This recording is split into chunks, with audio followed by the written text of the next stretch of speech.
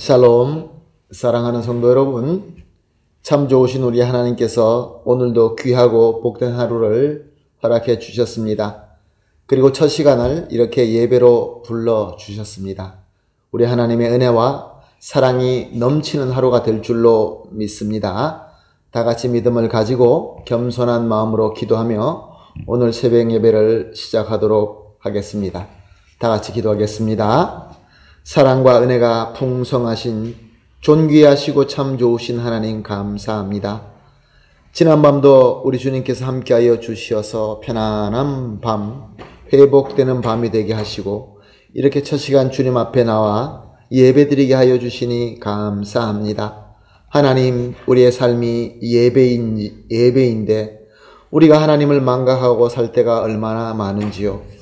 주님께서 불쌍히 여겨 주시옵시고 오늘 첫 시간부터 우리를 불러 주셨사오매 주님께서 함께하여 주시고 우리와 전인격적으로 만나 주심으로 말미암아 오늘도 주님의 말씀을 듣고 주님으로부터 지혜를 받고 능력을 받아서 오늘 하루도 주님을 위하여 아름다운 열매를 맺어 드리며 승리하는 귀한 하루가 되게 하여 주시옵소서. 하나님 또한 기도를 가지고 주님 앞에 안타깝게 머리 숙이는 성도님들이 있는 줄로 압니다. 주님, 고통이 있고 상처가 있고 아픔이 있고 어려움이 있고 고난이 있는 줄로 압니다. 주님, 오늘 예배를 통하여 주님께서 주시는 능력으로, 주님께서 주시는 지혜로, 주님께서 주시는 치유함으로 모든 것을 은혜로 이겨내며 오늘도 감사와 기쁨이 넘치는 그러한 하루가 될 수 있도록 주님께서 복내려 주시옵소서. 모든 것을 주님 손에 온전히 맡겨드리며 예수님의 이름으로 기도합니다. 아멘. 할렐루야. 다 같이 찬송하시겠습니다. 453장입니다. 예수 더 알기 원하네 453장 함께 찬송드리겠습니다.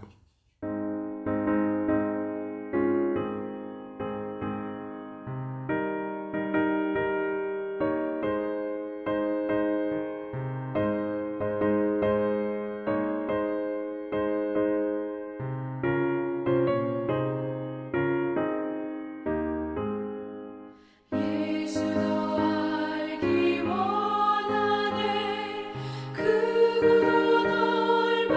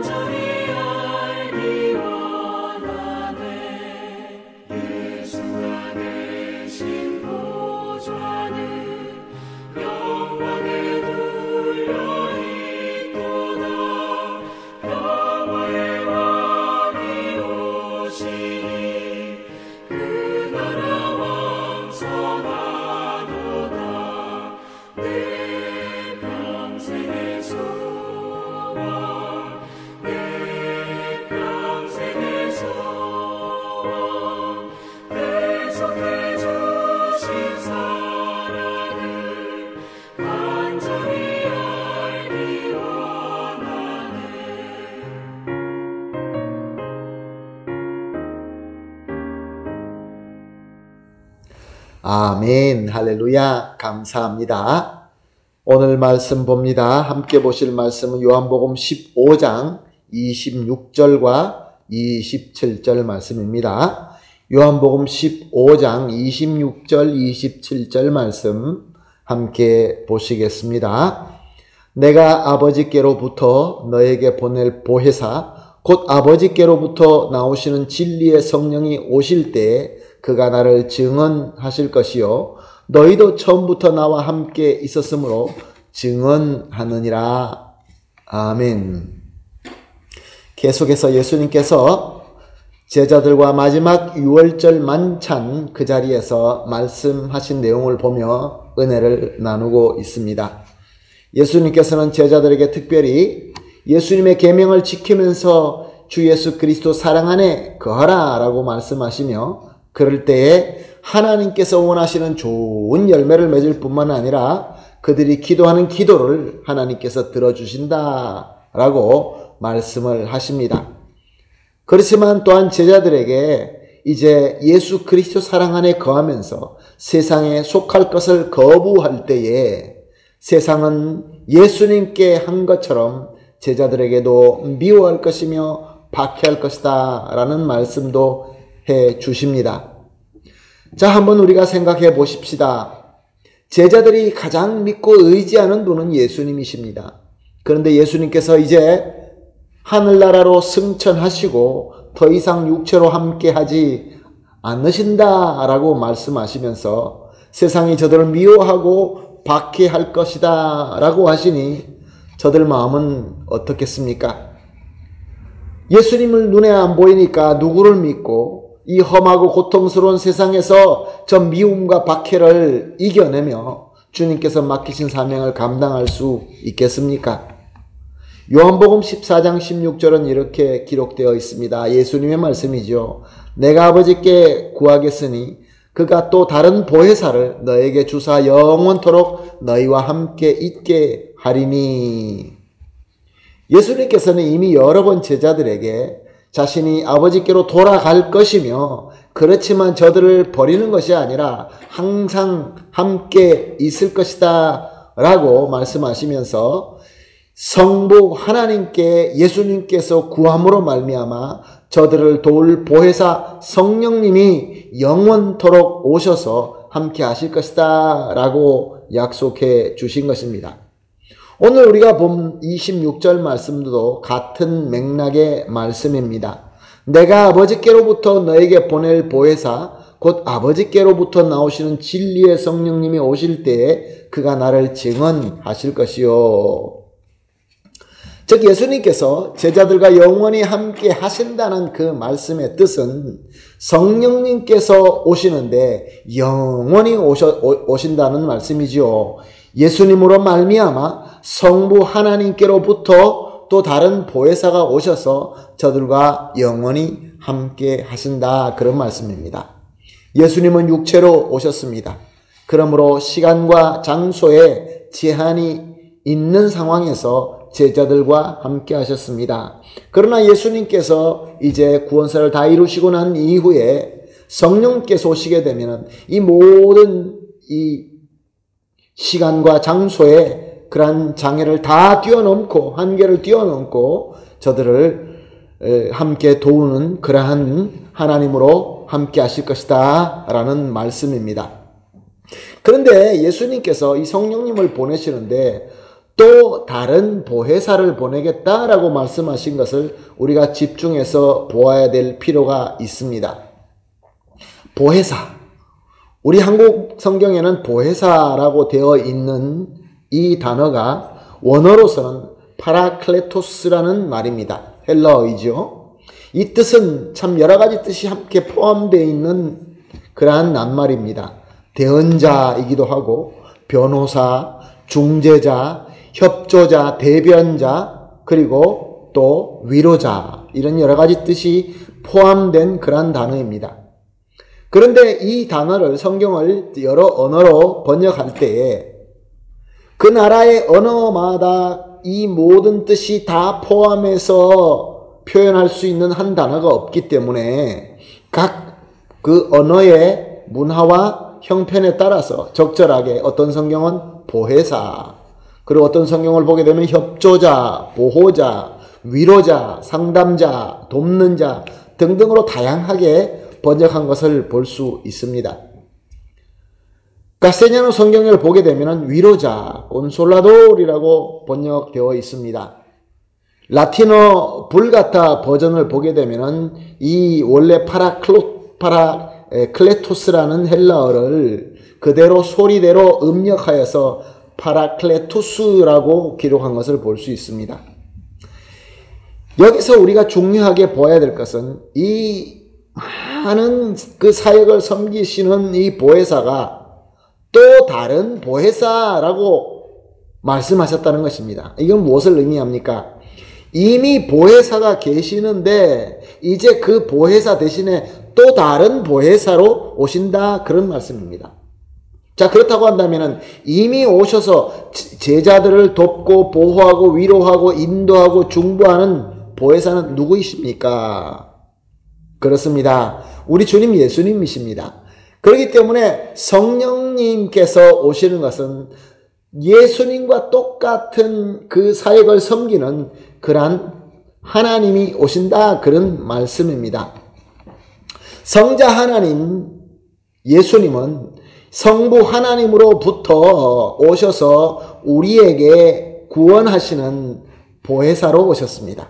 그리고 이 구원하는 보혜사의 역할을 다 감당하시고 완벽하게 이루시고 자기의 몸과 피를 쏟아 희생하심으로 말미암아 모든 것을 완벽하게 이루시고 하늘나라로 돌아가게 되십니다. 그리고 하늘에 올라가셔서 성부 하나님께로 돌아가셔서 다시 예수님으로 말미암아 하나님께로부터 또 다른 보혜사 성령님을 우리에게 보내셔서 우리와 함께 영원토록 함께 있게 하신다, 그런 말씀입니다. 그리고 오늘 우리가 본 26절 하반절을 보게 되면은 그가 나를 증언하실 것이요 라고 말씀하고 있습니다.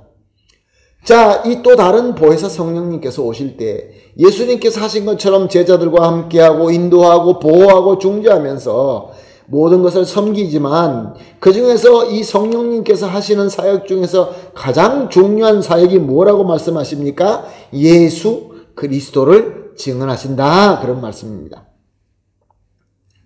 그래서 오늘 27절 말씀은 너희도 처음부터 나와 함께 있으므로 증언하느니라 라고 말씀하시는데 이것이 무엇을 의미하냐면은 성령님께서 다른 보혜사로 오셔서 모든 사역을 섬기면서 무엇보다 특별하게 예수 그리스도를 증언하시는데 그 증언하심을 예수님과 처음부터 함께 있었던 제자들의 섬김을 함께하고 도우고 인도하면서 같이 증언하신다, 그런 말씀인 것입니다.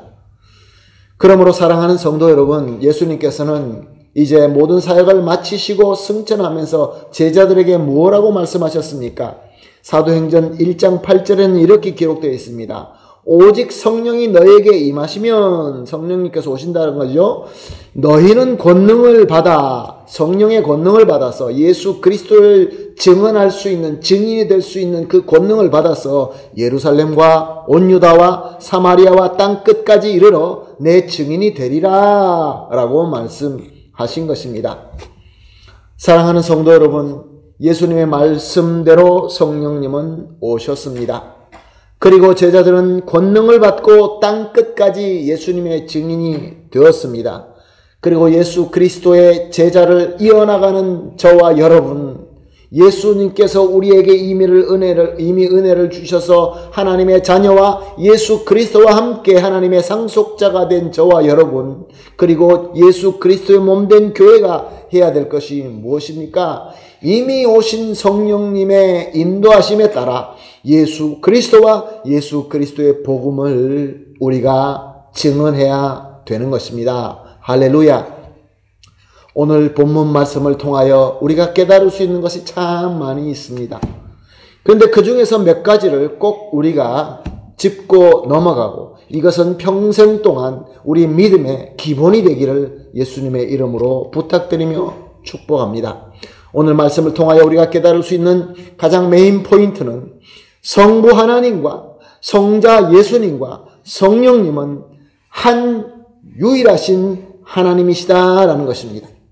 그리고 두 번째 우리가 깨달아야 되는 것은 성령 하나님께서는 성자 예수 그리스도의 말씀대로 우리 가운데 이미 영원히 오셔서 우리를 보혜하시면서 우리와 함께 하시고 우리가 예수 그리스도를 증거하는 데에 함께 하신다, 그런 말씀입니다. 그러므로 사랑하는 성도 여러분, 요즘에 참 성경적이지 않는 가르침을 우리 주변에 많은 것을 보고 참 안타깝게 생각하지 않을 수 없습니다. 사람들은 이야기합니다. 당신은 성부 하나님을 만났습니까? 성자 하나님, 성자 예수님과 만났습니까? 성령님을 만났습니까? 사랑하는 성도 여러분, 하나님은 유일하신 하나의 하나님이십니다. 성령 하나님과 만나셨습니까? 성자 예수님과 만났습니까? 예수님을 믿고 영접한 자는 이미 성령님과 함께 하시는 것입니다. 성령님이 함께 하시기 때문에 예수 그리스도를 믿고 영접하는 것입니다. 예수 그리스도를 믿고 영접했다고 하는 것은 성부 하나님을 모셨다는 것입니다. 그래서 따로 성부를 만나고 성자를 만나고 성령을 만나고 영접하는 것이 아닙니다. 그것은 비성경적인 가르침입니다. 예수님을 믿고 영접하였다라는 것은 삼위일체 하나님과 만나고 함께 한다라는 뜻이 되는 것입니다.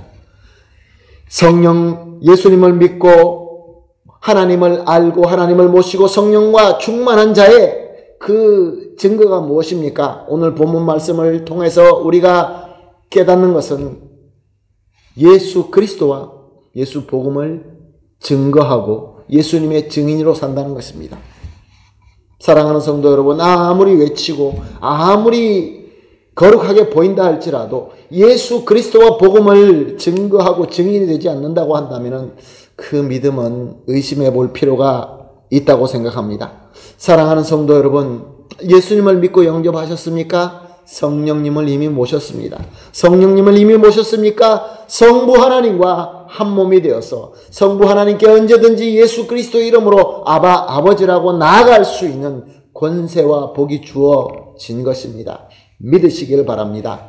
그러므로 오늘 이렇게 함께 기도하십시다.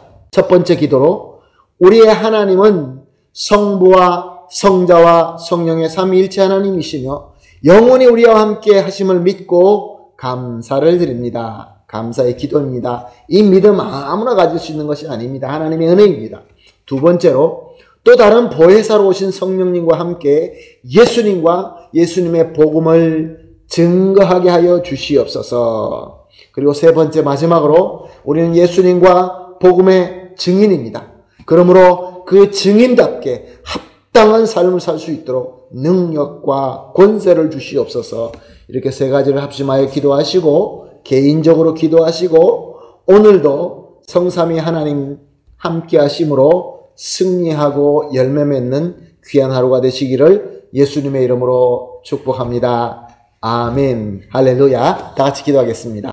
하나님 감사합니다. 오늘도 귀한 말씀 주시고 성령께서 충만하게 하여 주심으로 예수님을 바라보며 성부 하나님을 바라보며 그리고 우리 마음속에 예수님과 복음의 증인이 되고자 하는 마음을 주시니 감사합니다.